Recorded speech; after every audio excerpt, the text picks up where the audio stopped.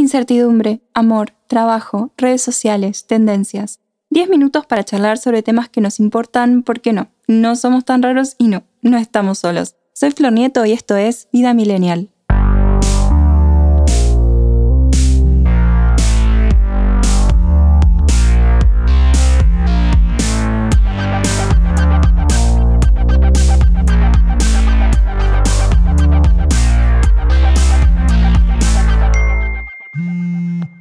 Hola Millennials, ¿cómo están? Bienvenidos a un nuevo episodio de este podcast original de ADN Sur. Hoy tenemos un temazo, y no es que me esté chocando los 5 sola, bueno, un poco sí, pero creo que es súper común conocer a alguien así o directamente hacerlo sin darnos cuenta. Sí, vamos a hablar de hacerse la víctima. Cómo detectar, entender y qué hacer con alguien que se victimiza y no asume sus responsabilidades. Ojo, que capaz somos nosotros. También podemos hacerlo y capaz no nos damos cuenta, pero si lo hacemos a propósito como estrategia, ahí ya estamos complicadísimos. Pasa en las relaciones interpersonales y pasa en las relaciones laborales. Hay gente que se martiriza por muchísimos temas. Inclusive hay gente que se victimiza como «Ay, es que a mi hija le va mal en el colegio». Hay clientes que te lloran el alquiler o el aumento del dólar cuando les hablas de un aumento de tus servicios. Está la gente que te dice que no tiene plata y después ahorra en dólares, que está todo perfecto. En este momento a nadie le sobra mucho, pero hay gente que literalmente está en la calle. ¿Qué parámetro manejan? Yo lo hacía. Por ejemplo, cuando llegaba tarde a una reunión, antes, llegaba siempre tarde y una hora tarde, o sea, tarde. Ahora no, soy una persona dentro de los 10 minutos puntual, o sea, relativamente. Bueno, la cosa es que cuando llegaba tarde a una reunión siempre decía «Ay, es que el tránsito no avanzaba más. Ay, tuve que hacer un montón de cosas antes. Ay, justo perdí el colectivo y siempre tardan un montón en venir. Es un rebajón». Y no me daba cuenta. Pero eso es clásico de hacerse la víctima porque, claro, si te haces la pobrecita no se van a enojar con vos. En teoría. Después de ver muchos videos de desarrollo personal y psicología, me di cuenta de lo que hacía y no lo hice más. Porque me pareció horrible. Me sentí una ridícula, onda, o salís antes o te disculpás, pero esa de quejarte y excusarte a nadie le importa y ahora me da cringe. Todo muy innecesario. Y, técnicamente, ¿qué es hacerse la víctima? La periodista y autora Edith Sánchez diferencia entre la víctima real y la víctima como una posición existencial.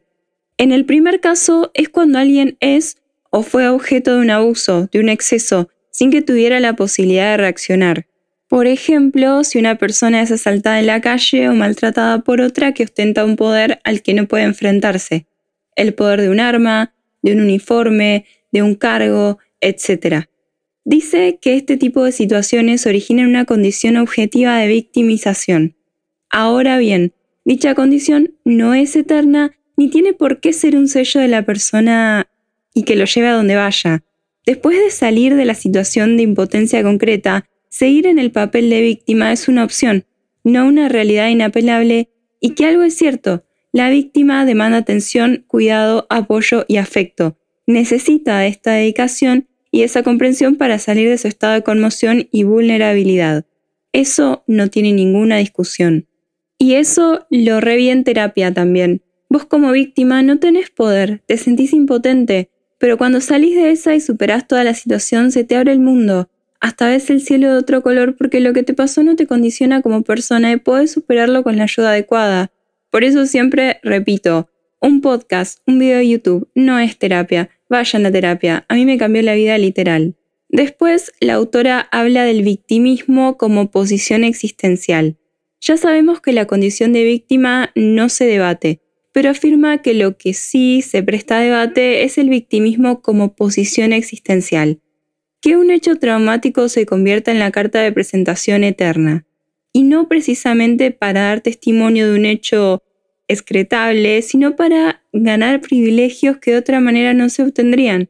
Es el tipo de personas que hacen de sus sufrimientos cuidadosamente expuestos un currículum viviente. En otros casos más graves, algunos creen que el haber sido víctimas en una situación les da una patente para odiar o hacer daño a los demás.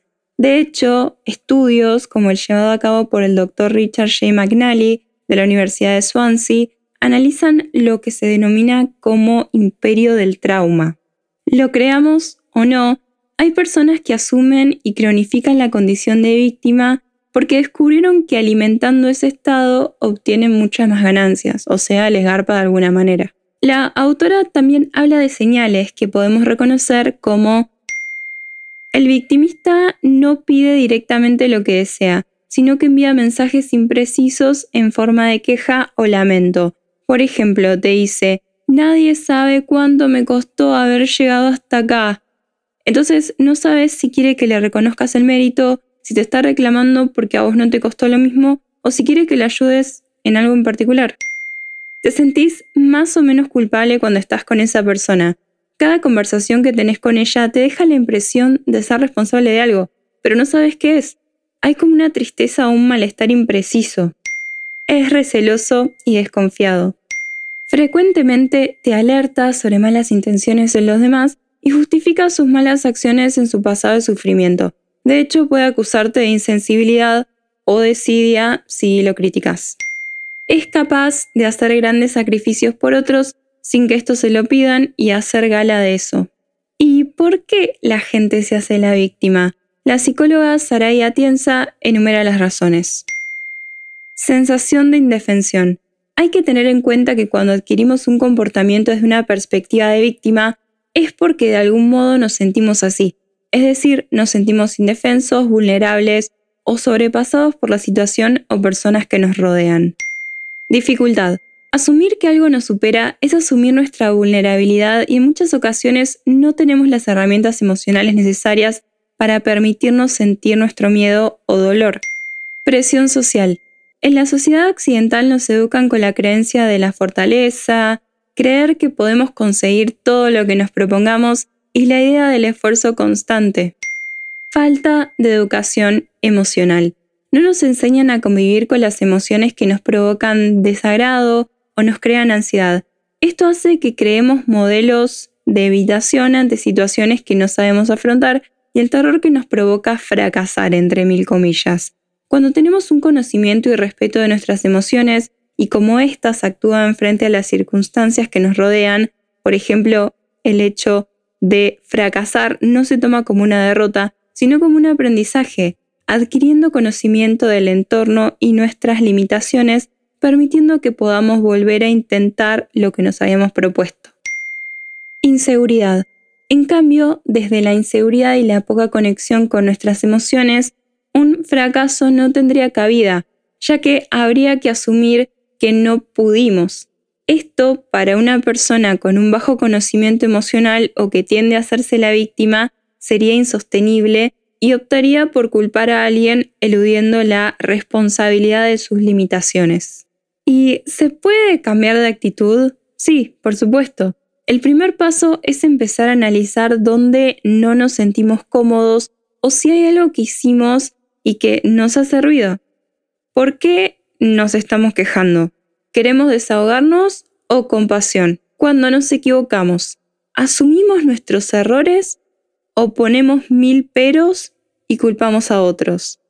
¿Me doy cuenta solo o necesito ayuda de mis amigas o de un profesional? ¿Qué dinámicas genera todo esto? La psicóloga Isabel Serrano Rosa cita en un artículo en El Mundo de España el triángulo dramático de la manipulación. Para el psicólogo Stephen Karman, en las relaciones humanas podemos caer inconscientemente unas veces y otras muy a propósito en lo que él llamó el triángulo dramático, una estrategia de manipulación en el que las personas, grupos, instituciones e incluso naciones se reparten 3 roles. 1. La víctima no se hace responsable de sus desdichas, buscando que los demás hagan por ella lo que debería hacer por sí misma. Para conseguir su objetivo, quiere ser el centro de atención y utiliza el sentimentalismo, la pena y el chantaje emocional. Su hecho traumático se convierte en su tarjeta de presentación. 2. El perseguidor. Es siempre víctima de otros a los que culpa de sus males de manera que la imagen de sí mismo está siempre a salvo. Él no tiene ningún problema y tiene razón en todo lo que dice y hace. Su herramienta es la acusación y el reproche hasta hacerte sentir culpable, está deseando buscar tu fallo para no ver el suyo y atemorizado ante una nueva acusación. 3. El salvador. Normalmente el bien intencionado que siente pena por los lamentos de la víctima y agobiado si no hace lo que le pide el perseguidor, obtiene a cambio autovaloración porque ayudar presupone que es el que está mejor de todos. Ahí. #tan real que asusta. Bueno, ¿y qué podemos hacer ante una persona que se hace la víctima? La psicóloga Ana Romero Gómez dice que una de las características de estas personas es que son capaces de manipular la situación y a las personas que están en ella. Sin embargo, no lo hace conscientemente a propósito y por eso es mejor no juzgar, no criticar y ser respetuoso. Primero, ella recomienda escuchar, porque es un malestar el que lo lleva a llamar la atención de una forma tóxica. Si escuchás a la persona víctima de forma activa, haciéndole saber que entendés su sufrimiento, encontrará formas más sanas de aliviar su malestar. También que es necesario hacerlo partícipe de su propio cambio, apoyarlo y guiarlo para que cuestione su responsabilidad en todo lo que le pasa. O sea, preguntarle, por ejemplo, ¿qué podrías hacer la próxima vez para que eso no vuelva a pasar?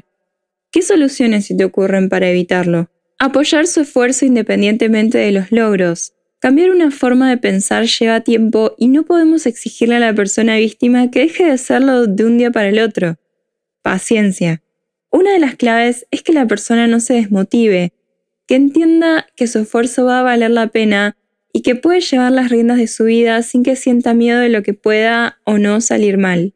La autora dice que aprender técnicas asertivas puede llegar a ser de gran ayuda porque va a tener herramientas muy valiosas a la hora de enfrentar un conflicto, de forma que pueda expresar cómo se siente y lo que piensa sin hacer sentir culpable a la otra persona y buscar una solución efectiva al problema donde la persona víctima se sienta una parte importante de la solución. Acá decimos hacerse la víctima para desdramatizar un poco todo el tema porque todos conocemos a alguien que es así, si no es que nosotros somos así o tenemos momentos así. Ante la duda, terapia.